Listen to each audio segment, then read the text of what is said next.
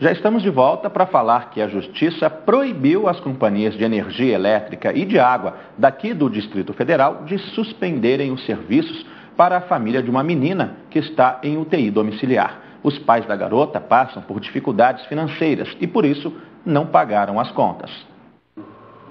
O Wellington, de 16 anos, precisa de cuidados especiais constantes. Ele depende de aparelho respiratório para sobreviver. Os médicos chegaram à conclusão que ele tinha a encefalite, que é uma atrofiação no cérebro, uma inflamação no cérebro. Está assim desde os 5 anos de idade e só há 6 meses saiu do hospital. Desde que chegou, a conta de energia não para de aumentar. No mês passado, o valor chegou a quase R$400. O pai diz que só não deixou de pagar com receio de que a SEB suspendesse o serviço, o que poderia custar a vida do filho. O mês que vem, se não ficar onde está, continuar subindo, certo? E não parar, pelo menos estacionar no que está, a gente vamos parar de pagar. Com certeza absoluta, o mês que vem já não vai pagar. O Tribunal de Justiça do Distrito Federal proibiu as companhias de água e luz de suspender os serviços para uma família nas mesmas condições de José Carlos. Na decisão foi levado em conta a situação da paciente, uma menina de 5 anos, tetraplégica e com paralisia cerebral e que ainda precisa usar aparelho respiratório 24 horas. Sem o fornecimento de energia elétrica, a vida da criança seria colocada em risco. As concessionárias recorreram ao Tribunal de Justiça do Distrito Federal, que manteve decisão da primeira vara da Fazenda Pública. A SEB e a CAESB não podem suspender o serviço no caso de necessidade de tratamento em UTI domiciliar. A lei em si só prevê o direito da companhia de cobrar para o serviço que é prestado. Mas a Constituição tem princípios maiores que essas leis devem reger, como, por exemplo, a dignidade da pessoa humana e o próprio direito à vida, que nesse caso, se cortasse a água e luz, os equipamentos seriam desligados, a criança poderia vir até a óbito. Em nota, a CAESB informou que cumpriu a decisão do TJDFT. Informou ainda que a cliente ficou inadimplente de dezembro de 2009 até julho de 2012 e agora está com os pagamentos regularizados. Já a SEB preferiu não comentar a decisão da Justiça.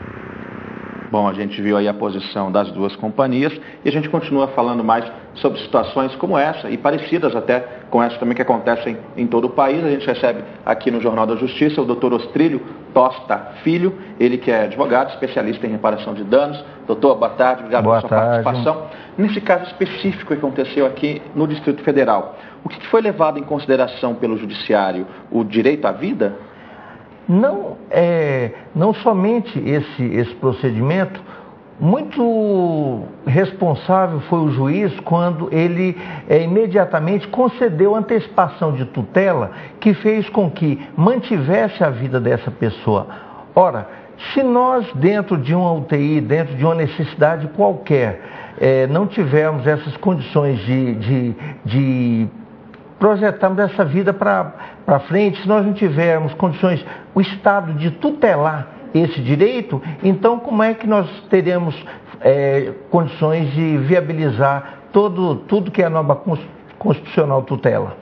Mas o que o juiz pegou no parecer, na decisão dele, foi mesmo essa responsabilidade que o Estado tem com a vida das pessoas, né? Exatamente. O artigo 5º da Constituição, ela já diz que todas as pessoas são iguais perante a lei e a proteção geral da vida. Ora, se nessas condições nós temos essa tutela, não poderíamos depois, já em 90, no Código de Defesa do Consumidor, lá no seu artigo 42, onde ele define bem esse fato. O consumidor não poderá ser exposto a qualquer condição vexaminosa, a qualquer ridículo, e ainda será protegido a qualquer ameaça. Assim, na decisão final agora do juiz, ele apenas confirmou essa proteção que o Estado já dá e que é norma mundial, por assim dizer, que é a proteção à vida. Decisões como essas são comuns?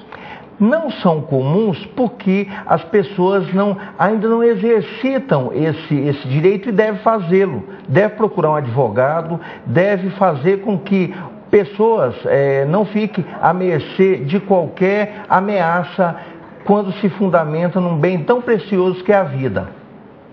Tá certo. E no caso, a gente está falando aqui, são duas partes, né? A família e também tem as companhias. No caso das companhias, ela tem direito a quê, doutor? A família, no caso, ela tem direito a toda essa proteção do Estado. O Estado tem a obrigação de cuidar para a manutenção da vida. Nós não podemos pensar em qualquer outro direito senão o cumprimento judicial dessa determinação. Assim, o Estado deverá cumprir essas condições e deve viabilizar. Ela poderá, em outro momento, até fazer essa cobrança, mas ela não poderá imediatamente fazer essa suspensão desse benefício. Tá certo. Doutor Ostrilho, obrigado pela sua participação aqui com a gente. Sempre bem-vindo. Bom fim de semana. Muito obrigado, um privilégio.